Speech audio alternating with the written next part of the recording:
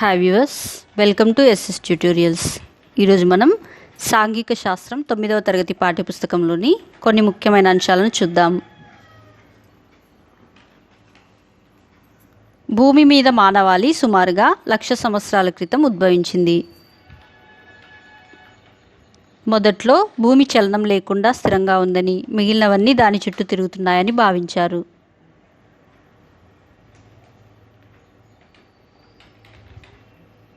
నక్షత్రాలు ఇంకా చాలా పెద్దవైన గెలాక్సీలో భాగము. పెద్ద విస్ఫోటనంతో 1370 కోట్ల సంవత్సరాల క్రితం విశ్వం ఆవిర్భవించింది.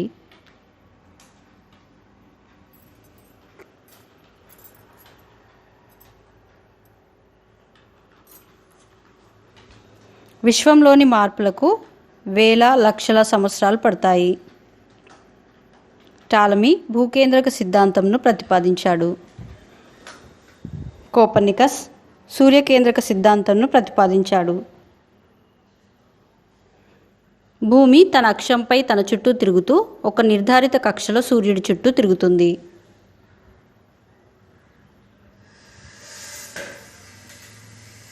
సూర్యుడి చుట్టూ భూమి తిరిగేదాన్నే కక్ష అంటారు.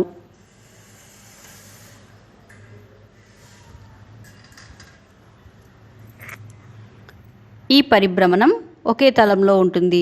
దీనినే కక్షతలం అంటారు. వాస్తవానికి భూమి కక్ష దాదాపుగా వృత్తాకారంలో ఉంది. భూమికి సూర్యుడికి అత్యంత దూరం 152 మిలియన్ కిలోమీటర్లు. భూమికి సూర్యుడికి అత్యల్ప దూరం 147 మిలియన్ కిలోమీటర్లు. సూర్యుడి చుట్టూ భూమి గంటకి 1,07,200 కిలోమీటర్ల వేగంతో తిరుగుతుంది.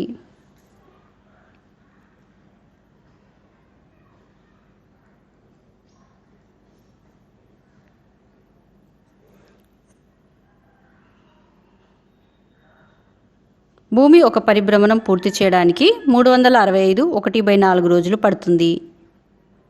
దీనిని మనం సంవత్సరం అంటాము. గ్రీకు పదమైన ఎర్తో యొక్క అర్థాలు నేల, మట్టి, పొడి నేల. భూమికి సంస్కృత భాషలో పృథ్వీ, ధరణి, అవని, పుడమి వంటి పేర్లు ఉన్నాయి.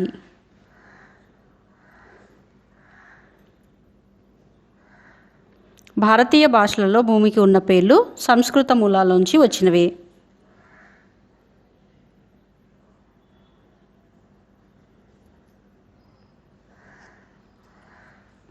సుమారుగా 450 కోట్ల సంవత్సరాల క్రితం భూమి ఏర్పడటం మొదలైందని చాలామంది శాస్త్రవేత్తల అభిప్రాయం.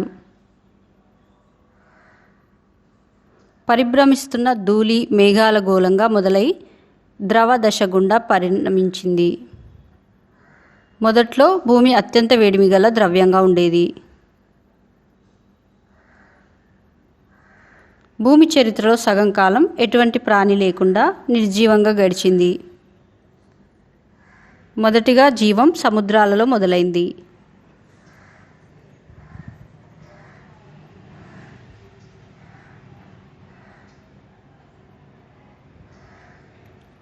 భూమి కేంద్రం 6,000 కిలోమీటర్ల పైనే ఉంటుంది. భూమిని ప్రధానంగా 3 పొరలుగా విభజించవచ్చు. అవి 1 భూపటలం, 2 భూప్రావారం, 3 భూకేంద్ర మండలం.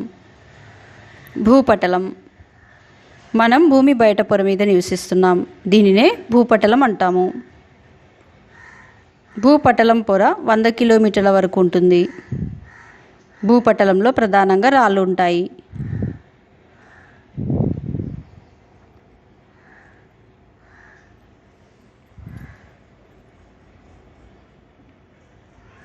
భూప్రావారం. భూప్రావారం పొర భూమి లోపల 100 కిలోమీటర్ల నుండి 2,900 కిలోమీటర్ల వరకు ఉంటుంది. భూప్రావారంలో పైభాగం మెత్తగా ఉంటుంది.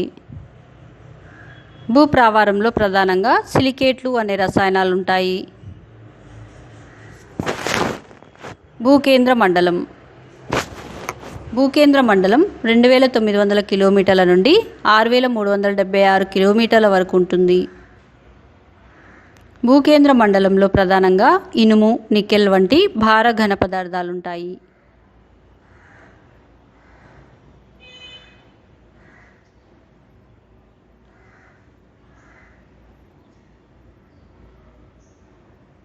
భూకేంద్ర మండలాన్ని తిరిగి 2 ఉపపొరలుగా విభజించవచ్చు.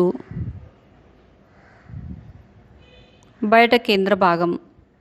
ఈ పొర 2900 కిలోమీటర్ల నుండి 5100 కిలోమీటర్ల వరకు ఉంటుంది. ఈ పొరలో ఇనుము, నికెల్ వంటి లోహాలు ద్రవ రూపంలో ఉంటాయి. లోపలి కేంద్ర భాగం. ఈ పొర 5100 కిలోమీటర్ల నుండి 6376 కిలోమీటర్ల వరకు ఉంటుంది. ఈ పొర ఘన రూపంలో ఉంటుంది. ఈ పొరలో ఇనుము, లోహ మిశ్రమాలు, బంగారం వంటి భార పదార్థాలు ఉంటాయి.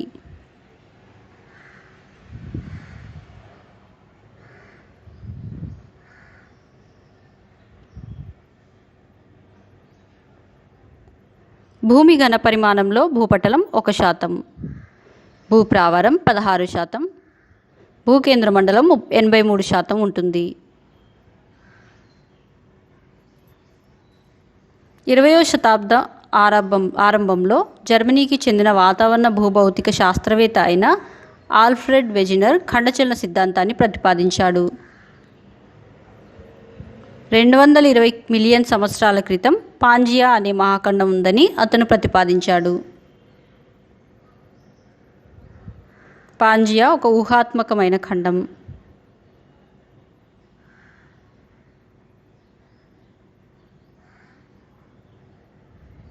పాంజియా అనే పదానికి గ్రీకులో మొత్తం భూమి అని అర్థం. పాంజియా అనే మహాఖండం లారెన్సియా, గోండ్వానా భూమి అనే 2 భూభాగాలుగా విడిపోయిందని వెజినర్ ప్రతిపాదించాడు. ఈ 2 ఖండాలు టెథిస్ సముద్రం అనే పొడవైన, లోతు తక్కువ సముద్రంలో వేరు చేయబడ్డాయి. లారెన్షియాలో ప్రస్తుత ఉత్తర అమెరికా, గ్రీన్లాండ్, భారత ఉపఖండానికి ఉత్తరంగా ఉన్న యురేషియా మొత్తం ఉంది.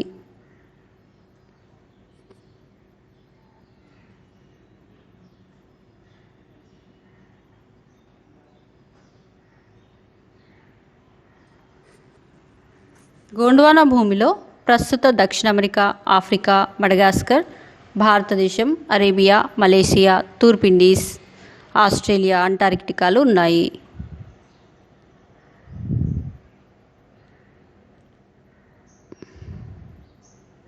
ఒక మంచి అట్లాస్ ద్వారా లేదా గూగుల్ ఎర్త్ ఉపయోగించి అంతర్జాలం ద్వారా ఒక ప్రదేశం యొక్క అక్షాంశ, రేఖాంశాల గురించి తెలుసుకోవచ్చు. అక్షాంశాల, రేఖాంశాలతో గళ్ళు ఏర్పడతాయి. దీనిని గ్రిడ్ అంటారు.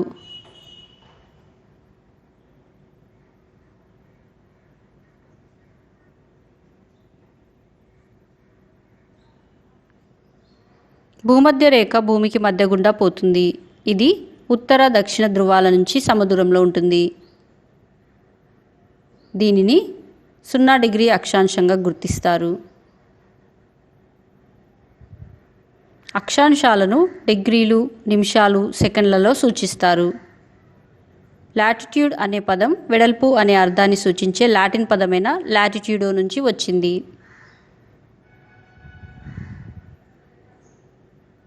అక్షాంశాల అన్నింటిలోకి పొడవైనది భూమధ్య రేఖ.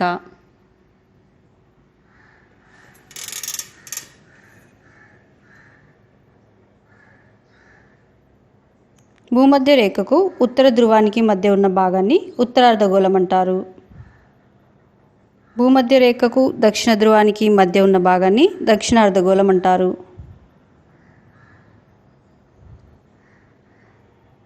అక్షాంశాలు మొత్తం భూమధ్య రేఖతో కలుపుకొని 181. రేఖాంశాన్ని ఇంగ్లీష్లో లాంగిట్యూడ్ అంటారు.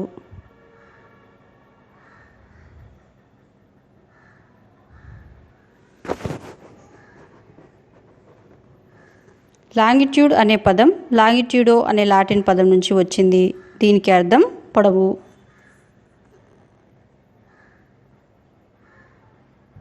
ఇంగ్లాండ్లోని గ్రీన్విచ్లోని నక్షత్రశాల గుండా పోయే రేఖాంశాన్ని 0 డిగ్రీ మెరిడియన్ లేదా ప్రామాణిక రేఖాంశం లేదా గ్రీనిచ్ మెరిడియన్ అంటారు.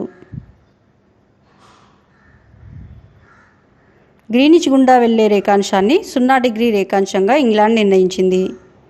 రేఖాంశాలు మొత్తం 360.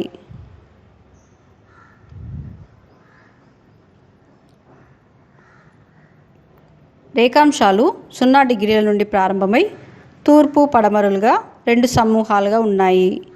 ఇవి 0 డిగ్రీ నుండి 179 డిగ్రీల వరకు తూర్పు రేఖాంశాలుగా, 0 డిగ్రీ నుండి 179 డిగ్రీల వరకు పశ్చిమ రేఖాంశాలుగా ఉన్నాయి.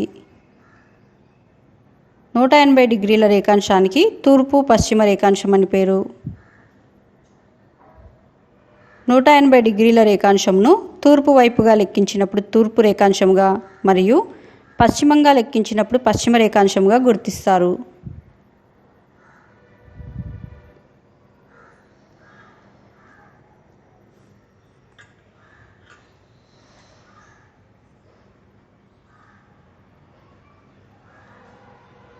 రేఖాంశాల డిగ్రీలను నిమిషాలు, సెకండ్ల కింద విభజించవచ్చు. 0 డిగ్రీ రేఖాంశానికి సరిగ్గా వ్యతిరేక దిశలో ఉన్న 180 డిగ్రీల రేఖాంశాన్ని యాంటీ మెరిడియన్ అంటారు. భూమి స్థితి 1 డిగ్రీ రేఖాంశం మేర జరగడానికి 4 నిమిషాలు పడుతుంది. 10 డిగ్రీల తూర్పు రేఖాంశం వద్ద సూర్యుడు నడినెత్తిన ఉన్నప్పుడు అక్కడ సమయం 12 గంటలైనా 9 డిగ్రీల తూర్పు రేఖాంశం వద్ద 11 గంటల 56 నిమిషాలు, 11 డిగ్రీల తూర్పు రేఖాంశం వద్ద 12 గంటల 4 నిమిషాలు అవుతుంది.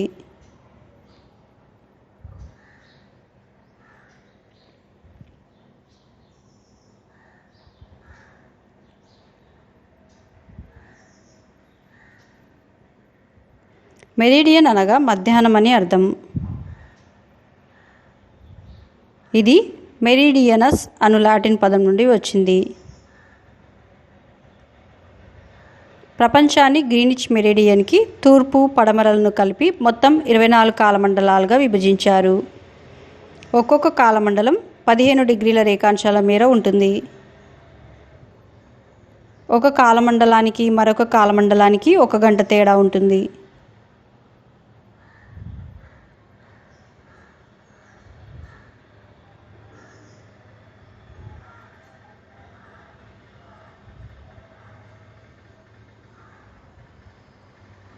గ్రీనిచ్ మెరిడియన్ నుంచి తూర్పు వైపుకు వెళుతుంటే సమయం కలపాలి, పడమర వైపుకి వెళ్తుంటే సమయం తీసివేయాలి.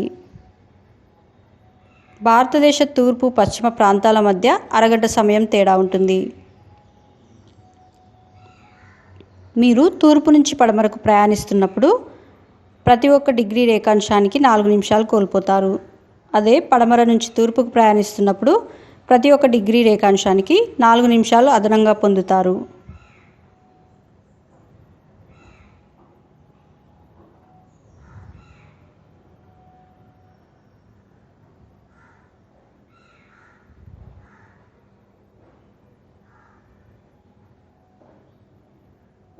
భారత ప్రామాణిక రేఖాంశం 82.5 డిగ్రీల తూర్పు రేఖాంశం. భారత ప్రామాణిక రేఖాంశానికి గ్రీనిచ్ రేఖాంశానికి మధ్య 5.5 డిగ్రీల తేడా ఉంటుంది.